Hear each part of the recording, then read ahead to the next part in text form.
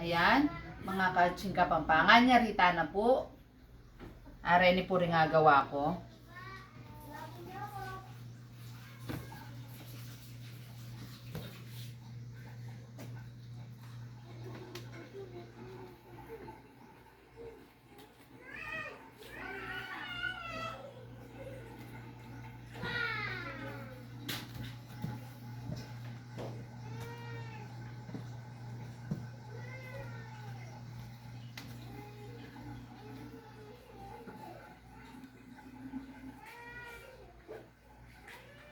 Okay. Ngayon po, ito po yung mga nabalot nating lahat, mga kaching kapampangan.